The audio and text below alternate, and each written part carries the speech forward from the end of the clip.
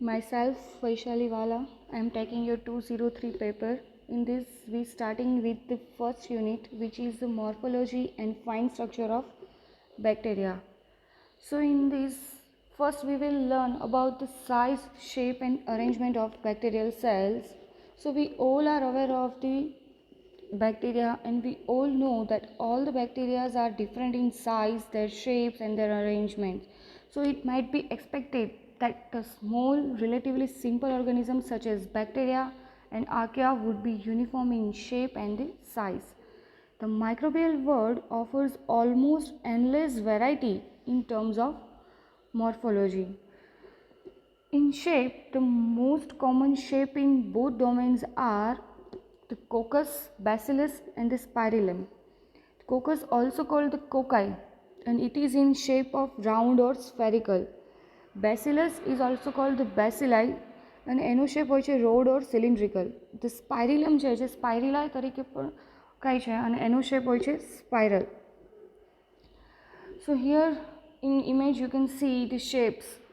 The first one is the cocci, the second one is called the rod shape and the third image shows the spiral shape. The cocci એનો shape તો કે spherical હોય છે, Oval cells હોય છે. તો કે કોકાઈ word ક્યાંથી આવ્યો છે? તો કે એક ગ્રીક વર્ડ છે જે કોકસ છે અને એનો મીન્સ થતો હોય છે બેરી. સો અહીંયા તમે ઇમેજમાં જોઈ શકો છો કે ભાઈ બેરીઝ હોય છે, એની જેવું એનું અરેન્જમેન્ટ છે, એનું સ્ટ્રક્ચર છે. સો એને અકોર્ડિંગ એને કોકાઈ કહેવામાં આવે છે. તો હવે એનું એક્ઝામ્પલ તો કે સ્ટેફાઇલો કોકસ છે એ કોકાઈ શેપના હોય છે. હવે નેક્સ્ટ તો કે બેસિલાઈ, તો કે એ સ્ટ્રેટ હોય છે અને સિલિન્ડ્રિકલ રોડ્સ હોય છે. અને એનું એક્ઝામ્પલ તમે બેસિલસ સ્પીશીસને લઈ લો. હવે તો કે બેસિલસ વર્ડ પણ ગ્રીક છે અને એનો મિનિંગ થતો હોય છે સ્ટિક. એ રોડ શેપ છે. હવે લોંગ અને થિન ફિલામેન્ટસ ફોર્મમાં પણ બેસિલાઈ હોય છે. તો એનું એક્ઝામ્પલ શું? તો કે ભાઈ એક્ટિનોમાઇસિસ છે એ. હવે થર્ડ તો કે સ્પાઇરિલમ છે. તો કે એમાં બી વેરાયટી હોય છે કે ઇફ જો એ કોમા શેપના હોય છે તો એને તમે વિબ્રિયો કહો. એનું એક્ઝામ્પલ છે વિબ્રિયો સ્પીસીસ. હવે સ્પાઇરલ શેપ હોય પણ લૂઝલી કોઇલ્ડ હોય તો એનું એક્ઝામ્પલ સ્પાયરોકિડ્સ છે. એમાં પણ પાછું ટાઇટલી કોઇલ્ડ હોય છે. સ્પાઇરલ શેપ હોય, ઇલોંગેટેડ હોય અને ટાઇટલી કોઇલ્ડ હોય છે. તો એ એઝોસ્પાઇરિલમ સ્પીસીસ છે એનું એક્ઝામ્પલ છે. તો કે હવે એક અનધર તમે ટાઈપ કહી શકો તો કે પ્લિયોમોર્ફિક. તો એ શું છે? તો કે ભાઈ વેરિયેબલ શેપ છે, જેનું શેપ છે એ વેરીઝ કરતું રહેતું હોય છે. તો કે એને તમે કઈ કેટેગરીમાં ઇન્ક્લુડ કરો? તો કે ભાઈ પ્લિયોમોર્ફિક કેટેગરીમાં આવશે. હવે અનધર એક કેટેગરી છે તો કે ભાઈ હાઇફી છે. તો એ જનરલી કઈ હોય છે? તો કે એ ફંજાઈમાં જોવા મળતી હોય છે. તો કે લોંગ રોડ હોય એ સ્ટ્રક્ચર હોય એને હાઇફી કહે છે અને એને આપણે શું કહેતું કે માઇસેલિયમ છે એ.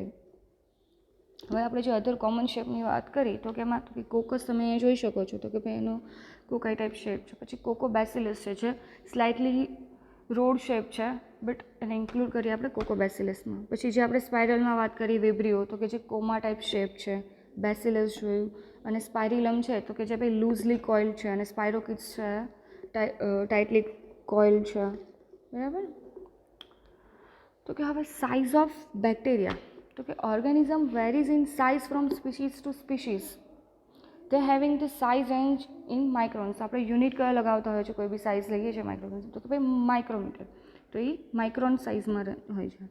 Size also varies with the medium and growth phase. તો મેં ભાઈ હવે કોઈ મીડિયમ પ્રોવાઈડ કરીને ઓર્ગેનિઝમને ગ્રો કરો છો તો ભાઈ કયા સ્ટેજમાં ગ્રો થાય છે? ભાઈ એનું સ્ટાર્ટિંગ ફેઝ છે તો એની સાઇઝ નાની હશે. જેમ એનું ફેઝ વધતો જશે આગળ આગળ એમ એની સાઇઝ ઇન્ક્રીઝ થતી જશે. એની જે ઓપ્ટિમલ સાઇઝ છે ત્યાં એ પહોંચશે. બરાબર. Usually smallest in the logarithmic phase of growth. Generally the size of bacteria varies about 0.1 to 60 into 6 micrometer.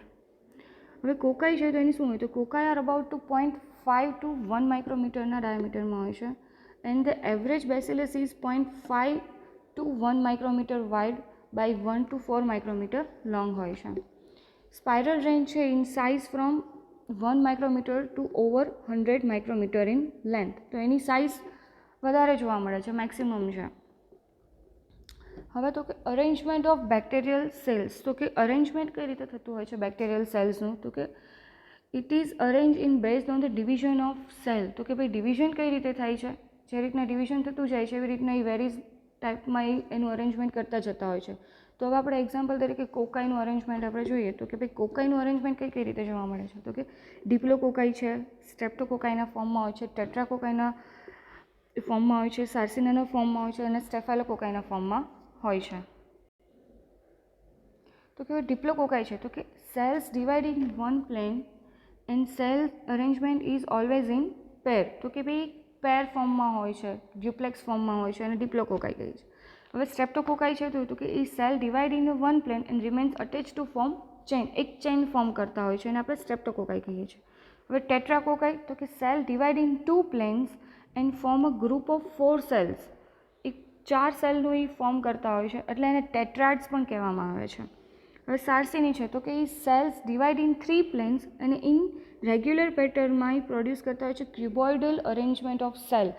તો તમે લોકો એક ક્યુબ જોયું છે કે આપણે જે 3D ડ્રોઈંગ કરતા હોય છે એમાં આપણે ક્યુબનું અરેન્જ કઈ રીતનું ડ્રો કરતા હોઈએ છીએ, તો કે એ ફોર્મમાં અરેન્જ થયેલા હોય છે. જે કે સ્ટેફાલોકોકાઈ તો કે cells divide in 3 planes and in irregular પેટર્નમાં એ થતા હોય છે, ડિવિઝન છે એટલે એક બંચ ફોર્મ કરતા હોય છે. હવે તમે ઇમેજમાં જોઈ શકો છો કે ભાઈ સિમ્પલ મોનોકોકસ છે, ડિપ્લોકોકસ છે તો કે એ ડ્યુપ્લેક્સ ફોર્મમાં છે, ટેટ્રાડ છે તો એ 4 સેલનું અરેન્જમેન્ટ છે, સ્ટ્રેપ્ટોકોકસ છે તો એક ચેન ફોર્મ કરતું હોય છે, જેમ સેલ ડિવિઝન થતું જાય એવી રીતના એક અરેન્જમેન્ટ એવું લેતા જાય કે જેથી ચેન ફોર્મ થતી જતી હોય છે. પછી સાર્સિના છે, જેમ કીધું એમ કે તમે 3D ક્યુબ તમને ઇમેજિન કરો તો એ રીતનું એનું અરેન્જમેન્ટ છે. પછી સ્ટેફાલોકોકસ છે તો એ ઇરેગ્યુલર એનું ડિવિઝન હોય છે એટલે એ રીતના ઇરેગ્યુલરી અરેન્જ થતા જતા હોય છે અને કોઈ બી રેન્ડમ બંચ બનાવતા હોય છે. હવે નેક્સ્ટ તો કે ભાઈ બેસિલાઈનું અરેન્જમેન્ટ કઈ રીતનું હોય છે, કયા ફોર્મમાં થતું હોય છે, તો કે મોનોબેસિલાઈ, ડિપ્લોબેસિલાઈ, સ્ટ્રેપ્ટોબેસિલાઈ, પેલિસિડ, ટ્રાઇકોમ્સ એન્ડ કોકોબેસિલાઈ. તો કે મોનોબેસિલાઈ મીન્સ કે સિંગલ રોડ શેપ બેસિલાઈ હોય અને તમે મોનોબેસિલાઈની કેટેગરીમાં ઇન્ક્લુડ કરો. ડિપ્લોબેસિલાઈ તો કે 2 સેલ્સ હોય after the division A attach રહેતા હોય, ડ્યુપ્લેક્સ ફોર્મ કરતા હોય અને તમે ડિપ્લોબેસિલાઈમાં નાખો. સ્ટ્રેપ્ટોબેસિલાઈ તો કે લોંગ ચેન ફોર્મ કરતા હોય, જેમ સેલ ડિવિઝન થતું જતું હોય છે એવી રીતના એ ચેન ફોર્મ કરતા જાય અને એ રીતનું અરેન્જમેન્ટ કરતા જાય. પેલિસિડ છે તો the cells are line side by side as match stick. તમે મેચ બોક્સ જોયું છે એમાં સ્ટિક્સ કઈ રીતના અરેન્જ હોય છે એ રીતનું એનું અરેન્જમેન્ટ થતું જતું હોય છે. ટ્રાઇકોમ્સ છે તો કે rod shape bacteria arrange in chains with a larger area of contact between adjacent cells. And the coccobacilli તો કે ઓવલ શેપના સિંગલ સેલ્સ હોય છે.